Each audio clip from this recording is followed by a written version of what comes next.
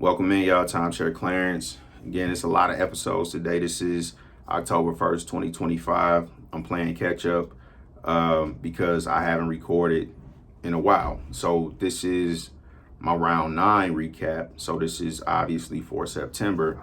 So on the tail end of October, it was chaotic travel, finding out that my grandma wasn't doing well, so on and so forth. So on the back end of that, when I get home, a couple days after I get home, right at the beginning of the month, on the second, I found out that my grandma passed. So I kind of knew it was coming. I made my trip to make my peace, and I actually got a great memory out of that because I got my grandma back, even if it was for a few seconds, just to ask me how I was doing. It was her, not a shell of her. And so now it's like, okay, that's over. She passed. So I didn't do well at work, so I was back on the line as a rep.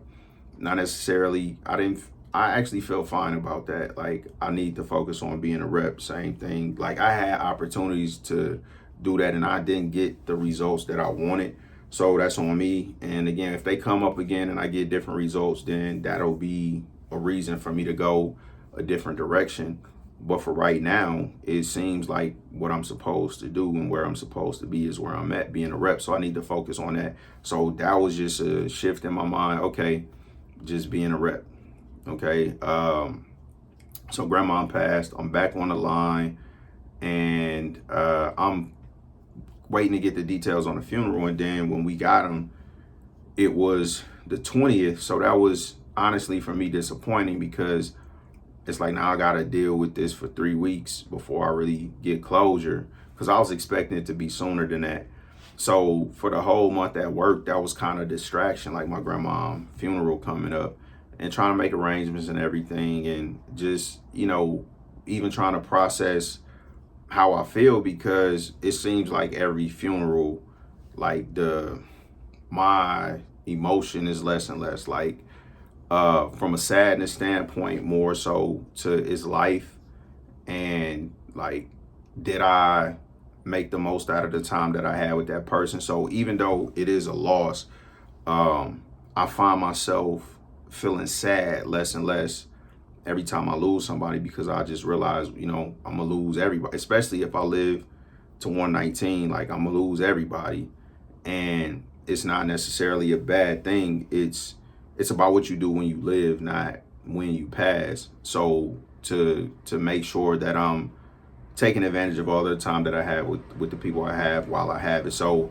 it was really uneventful up until right around my grandma's funeral. So a couple of days before, and I hadn't sold all month. The 2 days before I left, I sold both of those days.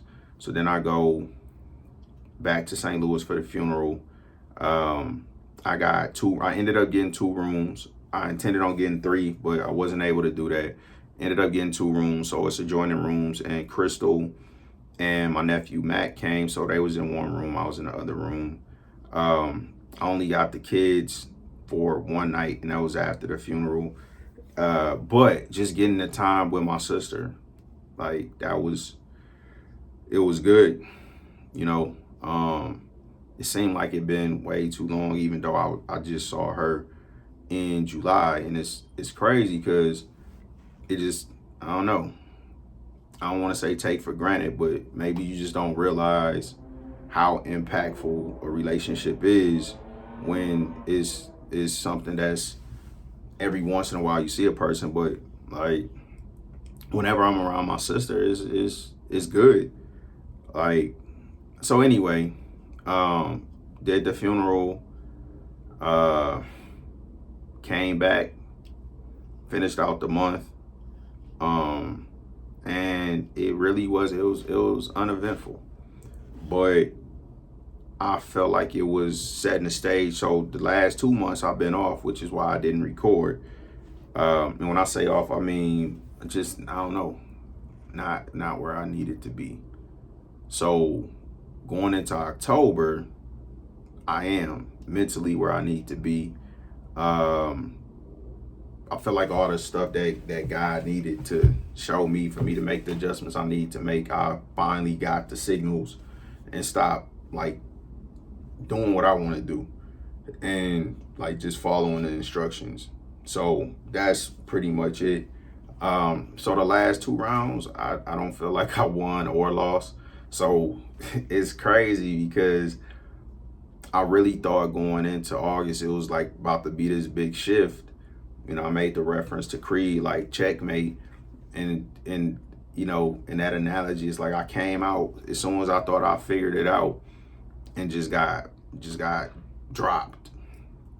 Right.